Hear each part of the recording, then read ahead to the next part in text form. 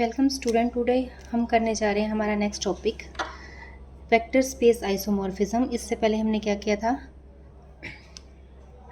हमने LT prove की थी। उसके लिए हम क्या करें, नेक्स्ट अब हम प्रूव करने हैं one one linear transmission. One linear transmission हमारे पास क्या होगी, देखो ये लीनियर ट्रांसमिशन, एक लीनियर ट्रांसमिशन आपके पास डिफाइन है टी यू से वी तक is said to be one to one if for all u1 v1 u1 u2 belongs to u। हमने डोमेन के दो एलिमेंट्स लिए, दो एलिमेंट्स जो हैं वो इक्वल नहीं है, implies t of u1 not equals to t of u2। ठीक है, वन वन मैपिंग हम कैसे डिफाइन कर रहे हैं कि t आपके पास कोई लीनियर ट्रांसमिशन थी, उसको आप वन टू वन कब बोलोगे, अगर दो एलिमेंट आप डोमेन से ले रहे हो और दोनों एलिमेंट आपके पास क्या है, डिस्टिंक्ट है, तो उनकी इमेजेस भी क्या होंगी, डिस्टिंक्ट होंगी।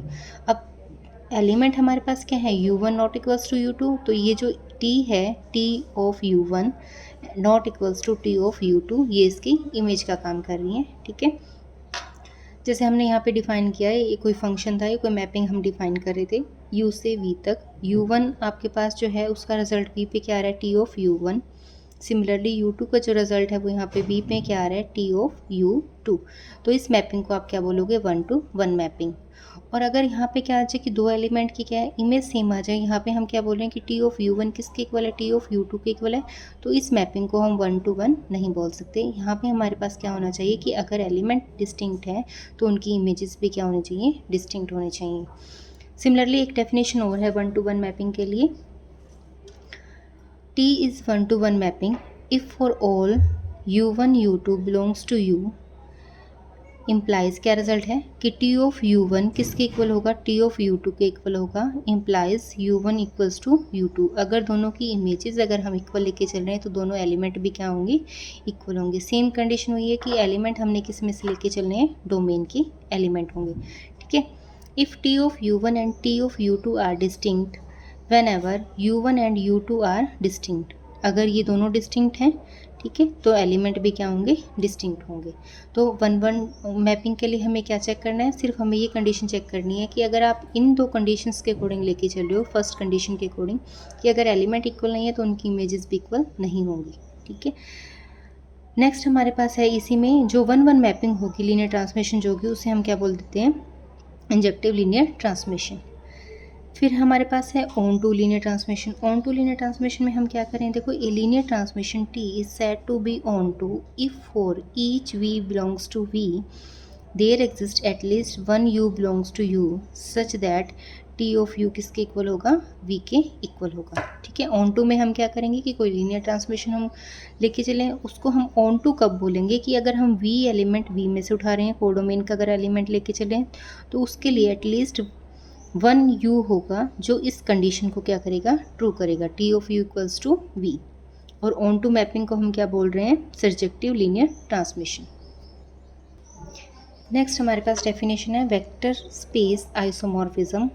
वेक्टर स्पेस आइसोमॉर्फिज्म में हम क्या लेके चल रहे हैं, देखो let u and v be two vector spaces over the same field F. u and v जो है हमारे पास वेक्टर स्पेसिस हैं ओवर द सेम फील्ड पे। Then a linear transmission Tu to V is said to be vector space isomorphism if T is 1 1 on 2। अगर T जो है वो आपके पास क्या हो, 1 1 भी हो और on 2 भी हो। 1 1 के लिए हमने अभी डिफाइन किया था कि अगर वेक्टर डिस्टिंक्ट है तो उनकी इमेजेस भी क्या होंगी, डिस्टिंक्ट होगी। और ऑन टू के लिए हमने क्या किया था कि डोमेन में से अगर हम एक एलिमेंट u v उठा रहे हैं तो एटलीस्ट उसके लिए कम से कम एक u मिल जाएगा जिसमें t ऑफ u जो है वो v के इक्वल होगा। तो वेक्टर स्पेस आइसोमॉर्फिज्म के लिए क्या होगा कि जो मैपिंग वन वन भी हो, ऑन टू भी हो, उसे हम क्या बोलेंगे, वेक्टर स्पेस आइसोमॉर्फिज्म। और इसकी नोटेशन हम क्या बोलेंगे कि u जो है वो आइसोमॉर्फिक है किसके, v के। उसके लिए हमने नोटेशन इस फॉर्म में दी है, u आइसोमॉर्फिक होगा v के लिए। अब जैसे जो मैपिंग हमारे पास वन वन थी उसको हमने क्या बोला था, इंजेक्टिव बोला था, और जो मैपिंग हमारे पास ऑन टू थी उसे हमने सर्जेक्टिव बोला था। और अगर कोई मैपिंग वन वन भी है, ऑन टू भी है, लीनियर ट्रांसमिशन, उसको हम क्या बोल रहे हैं, बाइजेक्टिव लीनियर ट्रांसमिशन। जो वन वन भी हो और ऑन टू भी है तो उसे हम क्या बोलेंगे, बाइजेक्टिव लीनियर ट्रांसमिशन। नेक्स्ट हमारे पास है equality of two linear transmission. Equality of two linear transmission में हम क्या बोल रहे हैं, दो मैपिंग हमने डिफाइन की, दो फंक्शन हमने डिफाइन किए टी T1 U से V तक, सिमिलरली T2 भी है जो वो U से V तक है, are two linear transmission, then T1 and T2 are said to be equal if T1U equals to क्या हो T2U for all U belongs to U। Domain में से हम एलिमेंट ले रहे हैं तो उनके लिए वो दो मैपिंग को इक्वल कब बोल रहा है, जब T ऑफ U1 T1U किसके इक्वल आ जाए, T2U के इक्वल आ जाए, ठीक है। For all U belongs to capital U, मतलब डोमेन के अगर एलिमेंट हम लेके चल रहे हैं। उसके बाद नेक्स्ट हमारे पास एक थ्योरम है, क्या चीज़ डिफाइन कर रखी है, let U and V be vector spaces with U finitely dimensional. U जो है वो आपके पास क्या फाइनाइट डायमेंशनल वेक्टर स्पेस है, and let U1 U2 up to UN be any basis of U की हमने कोई भी बेसिस ली जिसमें हम क्या ले रहे हैं, n एलिमेंट्स लेके चल रहे हैं, and let V1 V2 up to Vn be any n vectors in V। ये हमने क्या लिए, n वेक्टर्स ले लिए V के, कोई भी n वेक्टर्स हमने V में से उठाए। Then there is one and only one linear transmission T U to V for which T of UI equals to क्या हो VI। T ऑफ UI किसके इक्वल बन जाए, VI के इक्वल बन जाए, और I जो है आपका 1 से n तक वेरी करेगा। क्या चीज़ डिफाइन करके है, U आपके पास फाइनाइटली डायमेंशनल है, U की कोई बेसिस गिवन है, ठीक है। हमने V के कोई n वेक्टर्स लिए, then there is only one and one linear transmission T U to V for which T of UI किसके इक्वल होगा, VI के इक्वल होगा, ठीक है। तो हमें बताना है कि only one and one linear transmission होगी जो इस कंडीशन को ट्रू करेगी, T ऑफ UI किसके इक्वल होगा, VI के इक्वल होगा। अब देखो हमारे पास जो गिवन है उसके अकॉर्डिंग हम क्या कर रहे हैं कि हमारे पास n एलिमेंट्स थे U1 U2 UN, तो since U1 U2 up to UN जो है वो हमारे पास क्या है, U की बेसिस है, ठीक है। So each vectors U belongs to U can be express as a linear combination. तो इस U का हर एक वेक्टर जो होगा वो इन एलिमेंट्स की लीनियर कॉम्बिनेशन में लिखा जाएगा, क्योंकि ये U की कोई भी बेसिस दे रखी है। अब U की अगर बेसिस है तो हमने एक एलिमेंट U में से उठाया और उस एलिमेंट को बाकी एलिमेंट्स की लीनियर कॉम्बिनेशन में लिखा, और A1 A2 up to AN जो आप लेके चल रहे हो वो आपके पास क्या है, रियल नंबर्स हैं, ठीक है। देन हम क्या करें, इस पर अगर आप U पे T ऑफ U ऑपरेट करो तो वो क्या रिजल्ट आ रहा है, A1 V1 plus A2 V2 up to AN VN। Next हमारे पास क्या है, if U is the linear combination of the remaining vectors, and V को हमने डिफाइन कर लिया similarly B1 U1 plus B2 U2 up to BN UN।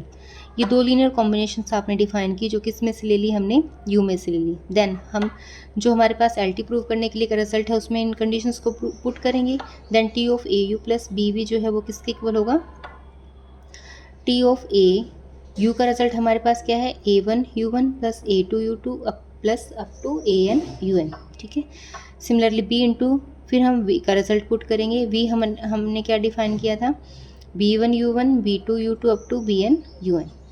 फिर हमने यहाँ पे क्या किया, T ऑफ अब A जिसमें से हमारे पास कॉमन क्या रहा था, अब देखो यहाँ पे हम स्केलर को इसके साथ मल्टीप्लाई करेंगे तो A हर एक फैक्टर के साथ मल्टीप्लाई होगा, सिमिलरली B भी जो है वह हर एक फैक्टर के साथ मल्टीप्लाई होगा। अब हमने यहाँ पे क्या किया, A1 यहाँ से हमने क्या किया, B1, तो U1 को इकट्ठा किया, और T ऑफ U1 जो था वो किसके इक्वल आएगा, V1 के इक्वल आएगा। सिमिलरली T ऑफ U2 था वो किसके इक्वल आएगा, V2 के इक्वल आएगा। तो इस टाइप से हमने इस फॉर्म को डिफाइन किया, जो स्केलर थे उनको एक तरफ किया, U1 वाले इकट्ठे कर लिए, V2 वाले इकट्ठे कर लिए, इस टाइप से।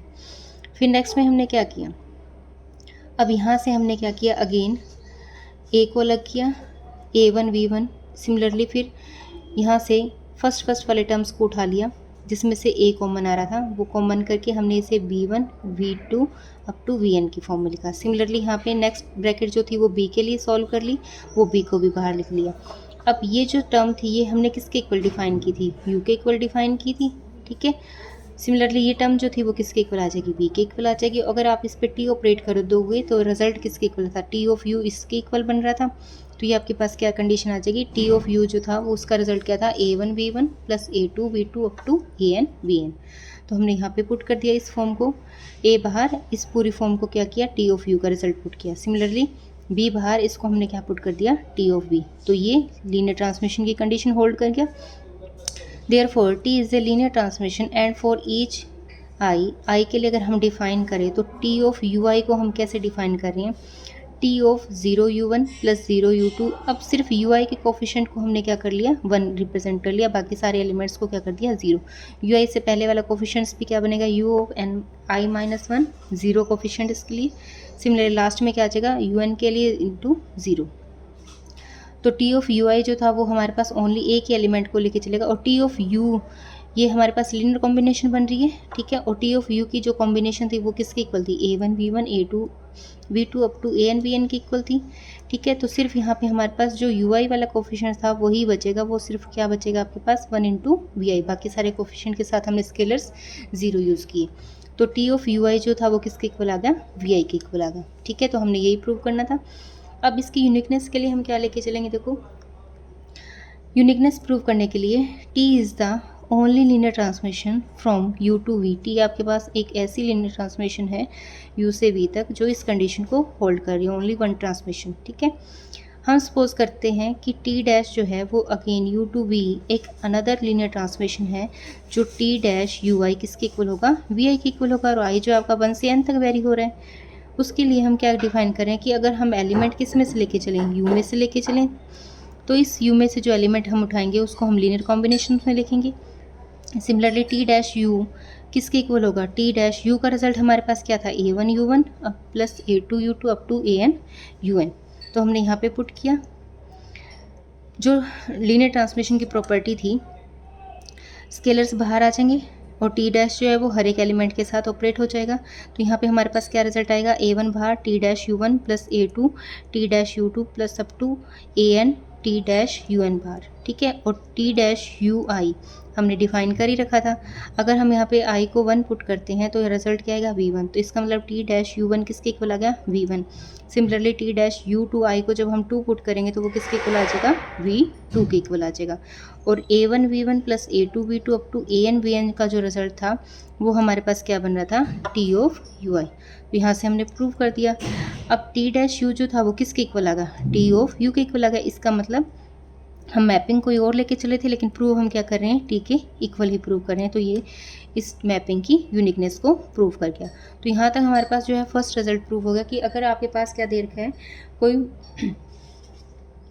T आपके पास कोई मैपिंग दे रखी है, ठीक है, और U आपके पास बेसिस दे रखी है, U की बेसिस में एलिमेंट्स दे रखे हैं, और n वेक्टर्स वीक में से आप उठा रहे हो, तो आपके पास जो लीनियर ट्रांसमिशन होगी वो ओनली वन लीनियर ट्रांसमिशन। हम कैसे बोलेंगे कि T ऑफ यू आई किसके इक्वल होगा, वी आई के इक्वल होगा।